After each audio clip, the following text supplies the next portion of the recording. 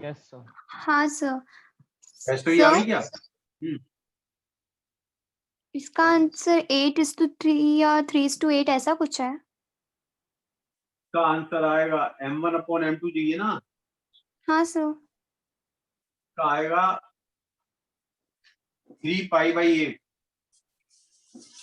3 हाँ सर। 3π/8 ही तो आएगा। हाँ सर, हाँ हाँ वही आया है। टेस्ट भी आ गई, प्रेजेंट हो गई क्या? हाँ सर। हाँ सर आ गया। RMS का मतलब क्या होता है? 3RT/m। हाँ सर। RT तो दोनों में सेम है, अपॉन इसका मॉलिक्यूलर वेट हमने m1 मान लिया, और दूसरे में V मीन होता है 8RT/m, नहीं होता? होता है सर। यहाँ पर m2 लिखना पड़ेगा। अब RT से RT तो कैंसिल हो जाएगा, और अंडर रूट दोनों स्क्वायर कर दो, तो 3/m1 बराबर 8/m2 आएगा ना? हाँ सर।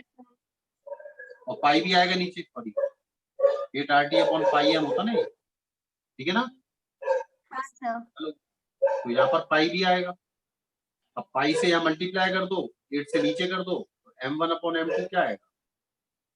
m1/m2 इक्वल टू 3π/8, ये आएगा। हाँ सर, मैं पाई भूल गई थी पहले। 3 × 3.14 यानी 3 4 जा 6, 3 4 जा 12, 3 1 जा 314, है ना? हाँ सर। 9.42/8, ये आएगा ना? सर इसकी वैल्यू रख के Yes, सॉल्व sir. करना जरूरी है, यहाँ पे नहीं छोड़ सकते पाई में। क्या हम यहाँ भी छोड़ सकते हैं? ये भी आंसर सही है, ये भी सही है, और फाइनल आंसर 1.18, ये भी सही है। किसी में भी दिया हो सब में आना चाहिए ना? हाँ सर। तो अपनी सहूलियत को देखते हो कि इतना बस इतना छोड़ दो, हो गया, नहीं तो सब आना चाहिए ना पूरा। हाँ सर, सॉल्व पूरा किया है। हाँ, पूरा ही करना है, ठीक है? हाँ हाँ सर।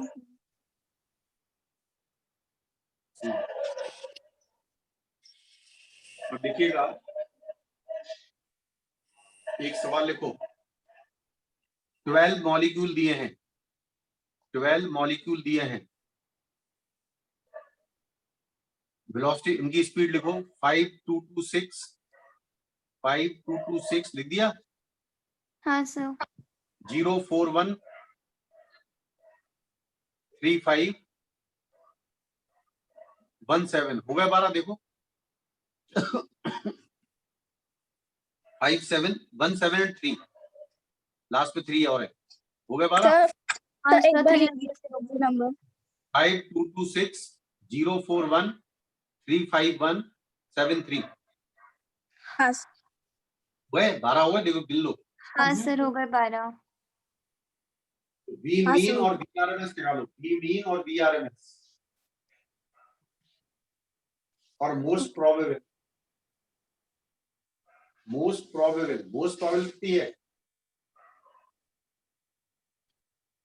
मोस्ट प्रोबेबल कितनी है? 2 नहीं 1 ही है सर। हैं? एक मोस्ट सर प्रोबेबल इसमें 3 भी 2 बार है, 2 भी 2 बार है, सर 1 भी 2 बार है। 5 भी 2 बार है।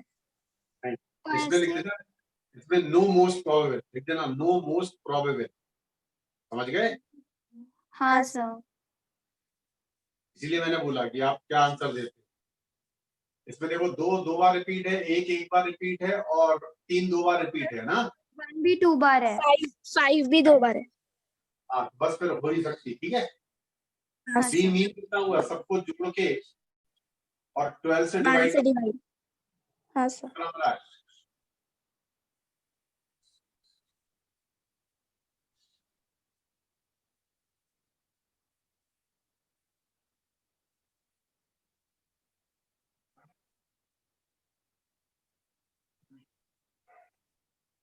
कितना आया V mean? Sir V mean कितना आया? 3.25 आया। Sir yes sir.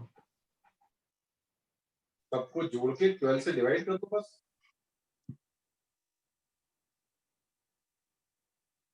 कर पा रहे कि नहीं? हाँ सर एक सर। डाउट है हाँ बोलो। सर, मीन स्पीड में जैसे निकालना था तो उसमें अंडर रूट आर टी वाला तभी लगेगा जब टेम्परेचर वगैरह दिया होगा ना? वो सब दिया हो, जब अलग अलग स्पीड दी ना मॉलिक्यूल की, तो सबको जोड़ के नंबर ऑफ मॉलिक्यूल से डिवाइड करो बस। ओके। ये वाला नहीं लगा देना भूल के भी। हाँ सर। ये तो पूरी गैस भरी है, उसका टेम्परेचर दिया है, उसका मॉलिक्यूलर वेट दिया है, तब निकालना बी मीन निकालना है। लेकिन अगर नंबर ऑफ मॉलिक्यूल दे दिए, सबकी स्पीड दे दी है, तो अपन सबको जोड़ के नंबर ऑफ मॉलिक्यूल से डिवाइड कर देंगे बस। ठीक है ना? हाँ सर। कितनी आई? 3.25 आ गई? अरे आ गई कि नहीं? हाँ सर। और रूट स्क्वायर में सबका स्क्वायर करो, अपॉन 12 से डिवाइड करो, सबको स्क्वायर करके जोड़ो और 12 से डिवाइड करो। ठीक है, फिर अंडर रूट निकाल दो पूरे का। हाँ सर। कर लोगे ना? हाँ सर। हाँ सर। सब लोग तरीका समझ गए? हाँ सर। अब हाँ सर। हेडिंग आइए, degree of freedom. Degree of freedom,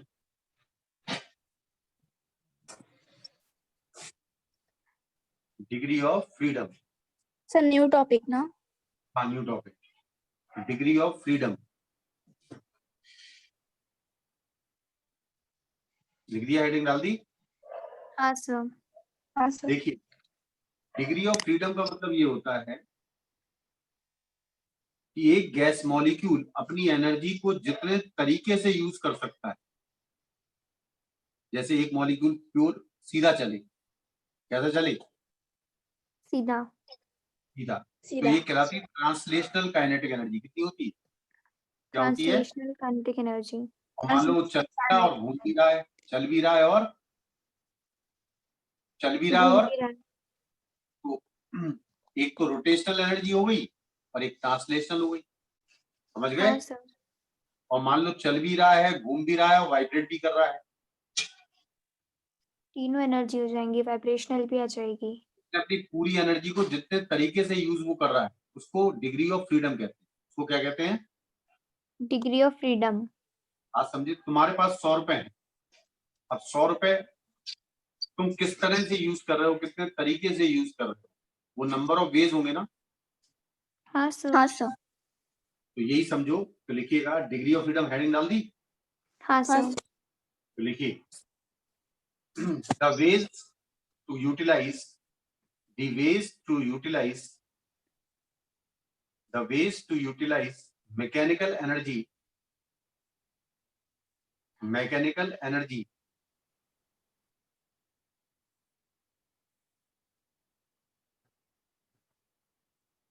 by a gas molecule, by a gas molecule is called degree of freedom. आप शॉर्ट फॉर्म लिख दो, DOF is called degree of freedom। लिख दिया? हाँ सर। अब देखो,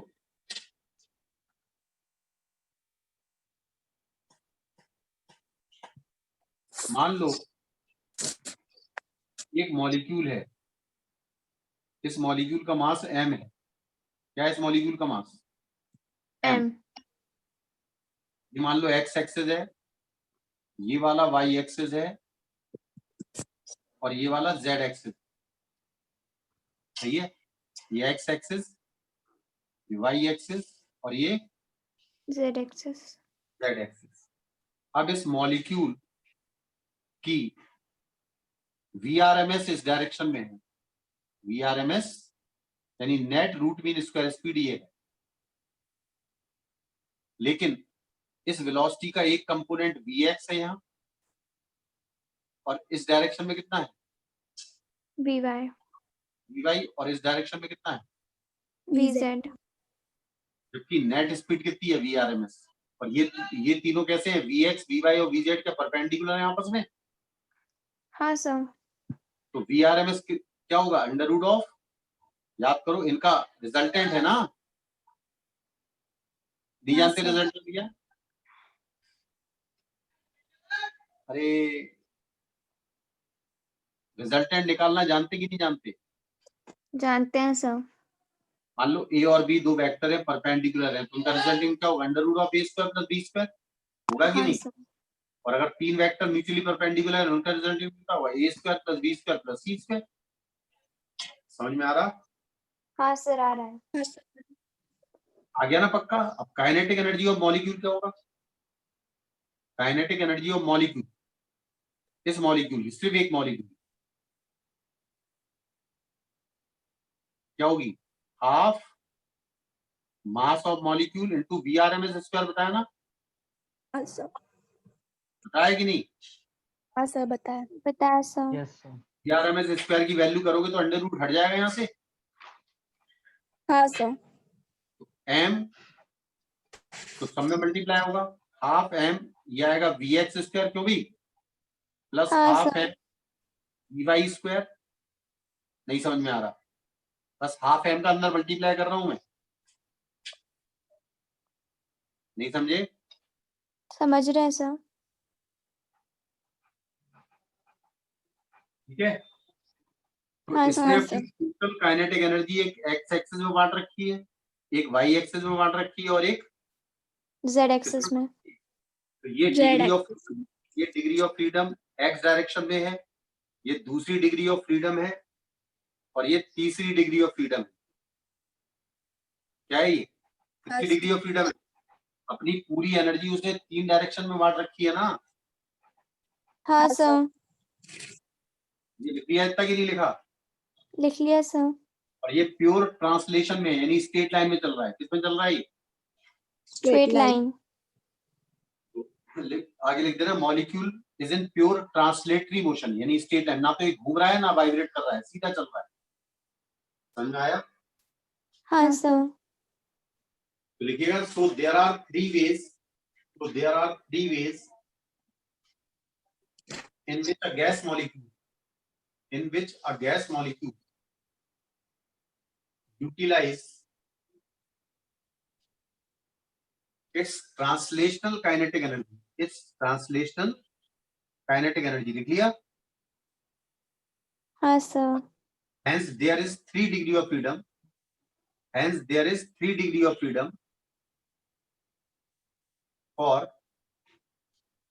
translational kinetic energy। समझ में आया? हाँ सर। ट्रांसलेशनल काइनेटिक एनर्जी के लिए कितनी डिग्री ऑफ फ्रीडम होंगी? 3। ठीक है, अब देखो अगली लाइन लिखो, लॉ ऑफ, अब हेडिंग नहीं डालो, law of equipartition of energy. Law law of, क्या लिखा? सर। सुनाएंगे लॉ क्या? Law of equipartition of energy. लिख लिया? हाँ सर। अब यहाँ, अब इक्विपार्टीशन का मतलब है जो टोटल काइनेटिक एनर्जी है ना इसकी, क्या है ये टोटल काइनेटिक एनर्जी है ना, हाँ सर। हाँ सर। ये तीन पे डिवाइड है ना, 1 2 3। अरे है कि नहीं? हाँ है सर। सर। तो उसने ये कहा है, ये जो एनर्जी आपने Vx Vy और Vz लिखी है ना, ये सेम होगी। क्या होगी? ये Vx बराबर Vy बराबर क्या होगा? VZ। Vz। तभी ये वाली एनर्जी तीन इक्वल पार्ट में डिवाइड होगी। अगर Vx अलग हुआ Vy से या Vy अलग हुआ Vz से, तो ये अमाउंट बराबर नहीं आएंगे ना। हाँ सर। नहीं समझ में आया? अरे तो Vx Vy और Vz डिफरेंट डिफरेंट होंगे तो क्या ये बराबर आएंगे अभी? नहीं आएंगे सर। इक्विपार्टीशन का मतलब बीच अमाउंट शुड बी सेम, यानी पूरी एनर्जी तीनों एक्सेस में इक्वली डिवाइड हो। हाँ समझ सर। गए? इक्विपार्टीशन कहलाता है। क्या कहलाता है ये? इक्विपार्टीशन। अरे घर में तीन लोग हैं और 300 रुपए आपके पास है, तो सब में 100 रुपए बांट दिए, तो इक्विपार्टीशन हुआ कि नहीं हुआ? हुआ हाँ सर। सर। किसी को 150 दे दिए, किसी को 50 दे दिए, किसी को 100 दे दिए, तो इक्विपार्टीशन है क्या? नहीं है नहीं। सर। इक्विपार्टीशन का मतलब टोटल अमाउंट जो है that is equally divide in all degree of freedom. समझ में आया? हाँ सर। लिखिएगा लाइन, हेडिंग डाल दी, law of equipartition of energy. हाँ सर। ये 2-3 लाइनें लिख लो। This law states that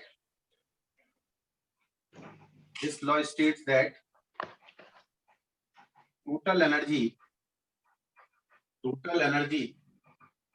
of a gas molecule is equally distributed among all of its degree of freedom.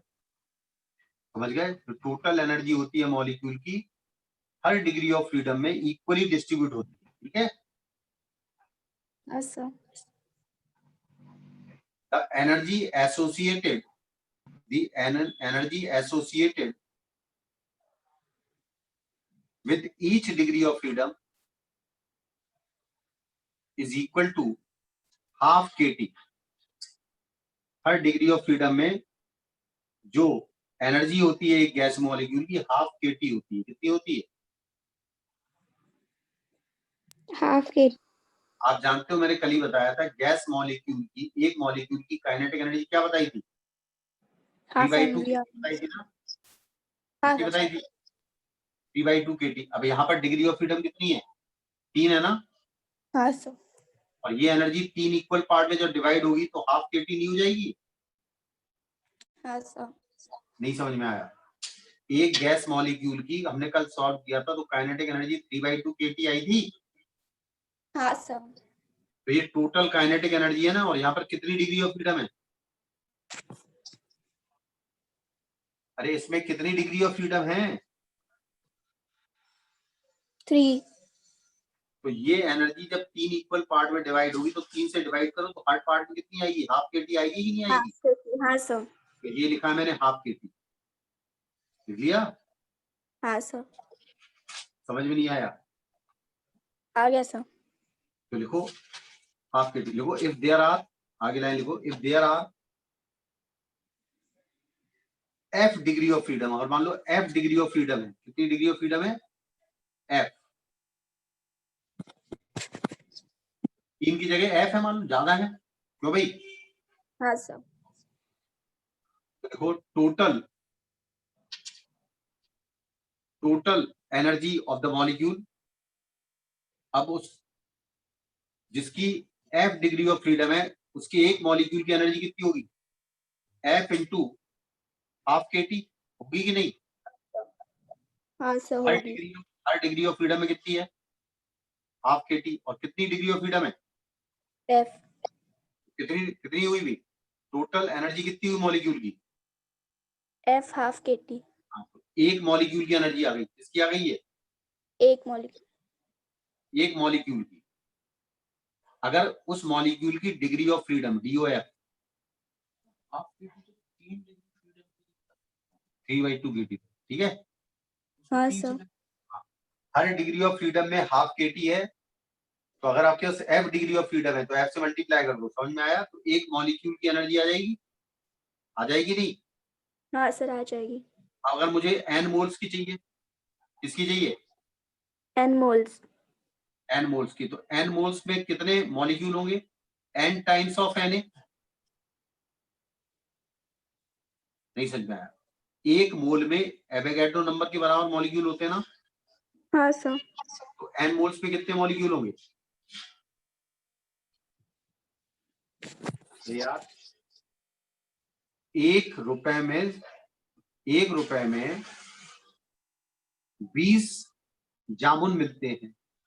1 रुपए में 20 जामुन। तो 10 रुपए में कितने मिलेंगे? 10 जामुन। अच्छा, 1 रुपए में 20 जामुन मिलते हैं तो 10 रुपए में कितने मिलेंगे तुम्हें? 200। 40। अरे भैया, 1 में 20 तो 10 में 10 का गुणा कर दो ना, 200 नहीं आएंगे? 200। हाँ सर। 1 हाँ रुपए में सर। जामुन तो 10 रुपए में 200 जामुन। तो हाँ एक मोल में Na मॉलिक्यूल, तो n मोल्स में कितने? n इंटू Na कि हाँ नहीं? सर। हाँ सर। एक मॉलिक्यूल की एनर्जी कितनी है? f/2 kT। नहीं समझे? कितनी है? F/2 kT। F क्या है? डिग्री ऑफ फ्रीडम, ठीक है।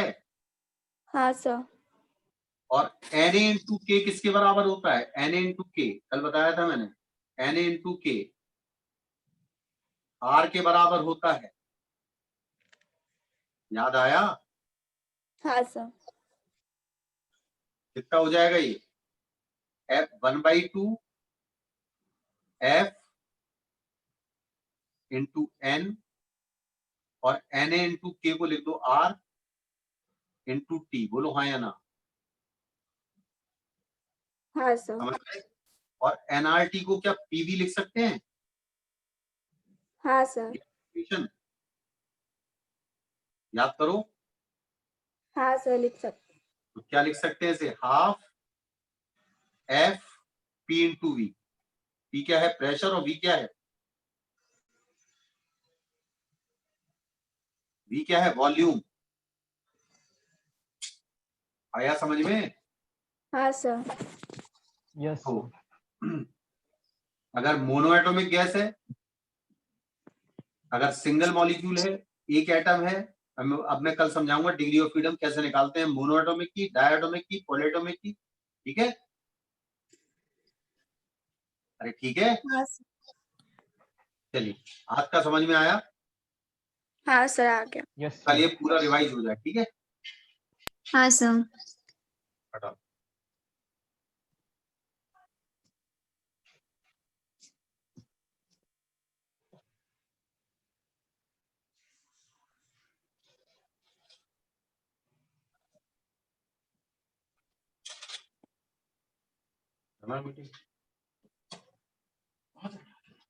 ये तो हटा दिया पहले।